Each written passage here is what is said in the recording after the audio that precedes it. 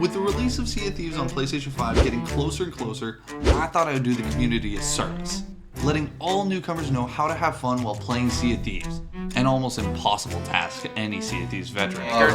Game anyway. Well, thanks for your loot. Thanks for your loot. So follow me as we will learn how to play the Sea of Thieves and have fun while doing it.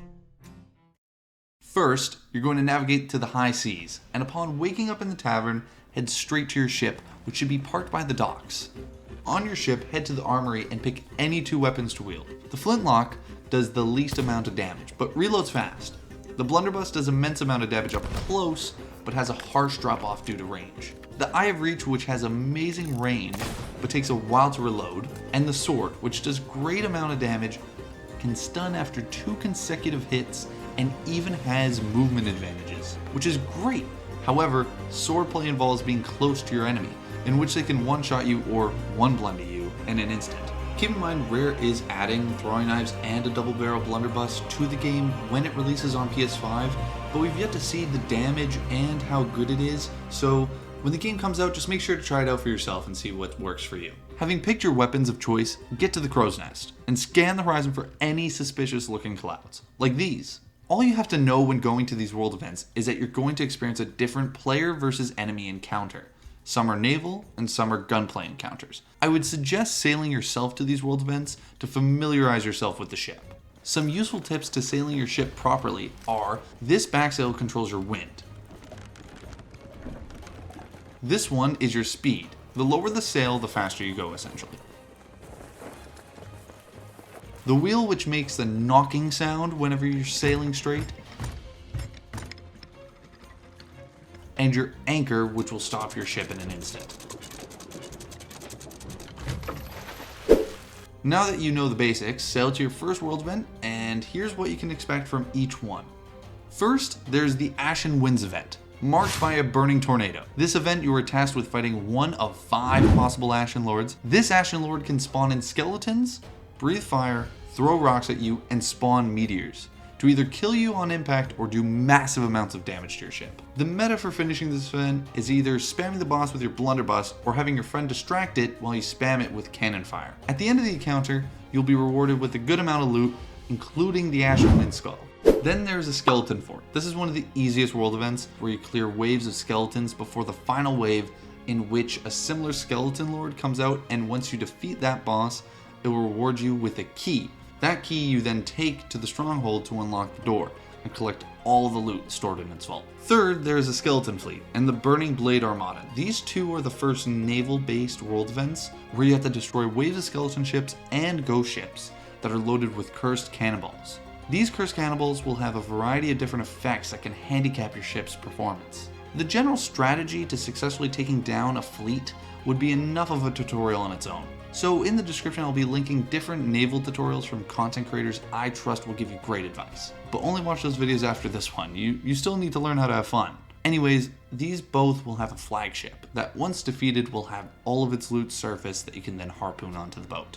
Lastly, there is the Fort of Fortune, which is essentially a harder, more rewarding skeleton fort that ends with you defeating an Ashen Lord and taking home a lot more loot because of it. There is also the Fort of the Damned, which I've covered plenty of times on the channel, so if you want to just go take a look through my channel, I'm sure you'll find a couple videos covering that topic. Now that we know how people get the loot, I'm going to explain how to steal it. There are many ways to achieve a good loot steal, but here are my favorites. First, there's tucking. Tucking is the act of stowing away on someone's ship while avoiding getting spotted by the ship's crew. This is essentially the long game. You're hoping that this crew won't find you, and when you see the opportunity strike, you deliver that blow with authority, either sinking them in the process or running away with their most valuable piece of loot. Next is keg running. Me and my friend Spencer use this tactic to great effect in my video, The Ultimate Explosive Ambush, which is linked in the description. Essentially, this strat entails you or your buddy shooting onto an island to grab a keg and hopefully swim it to your opponent's boat and ignite it, or put it on your boat to then jump off and then swim it to their boat. This is sure to garner some laughs, especially when you set your boat up as if it were a mobile nuke like I did. Holy shit! Whoa! What the fuck? Oh! Go in, go, blow it up! No, No, not now! We gotta get closer! We gotta get closer! Yeah! What the fuck did I walk in on? They're all dead! They're all dead! They're all dead! Hey boys! They're all dead! Hey boys! How's it going, lads? Make sure they sink! Now you may think that other than the players occupying the Sea of Thieves, you are completely safe. Well, that isn't true. There are sporadic encounters that may happen when sailing in the Sea of Thieves. First, you can get attacked by a megalodon. The general strategy, if you would like to kill the meg, is to anchor in the open sea and blast cannons at it. Then you'll be rewarded with a little bit of loot and a lot of premium meat. Second is the Kraken. At first the water will turn black, and then plenty of tentacles will rise from the waters, grabbing your ship and making you wish you stayed near shore.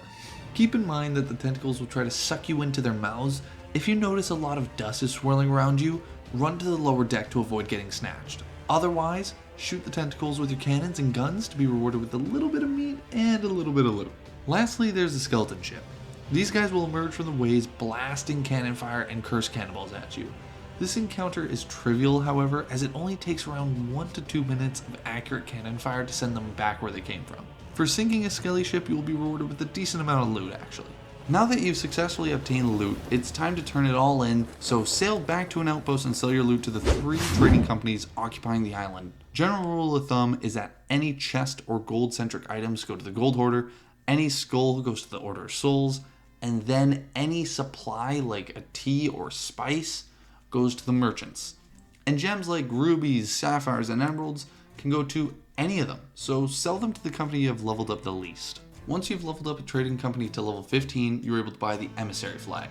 Flying this flag and leveling it up to level 5 by either sinking ships and stealing loot or obtaining loot normally through world events will give you a 150% multiplier on gold and reputation towards that trading company. Once you've sold everything and are done with the Emissary, make sure to vote it down to collect a little reward.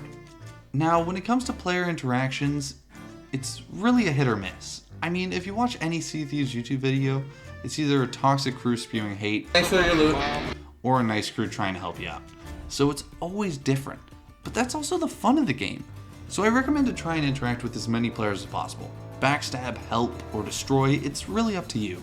They all lead to a fun adventure that I'm sure will make a great story. Anyways, that'll be it for this tutorial. If you're still wanting to learn more, I would suggest watching my Stacking Chest of Fortunes video, as it will teach you all you have to learn about making the most amount of gold in the least amount of time. Anyways, good luck, and I will see you on the seas.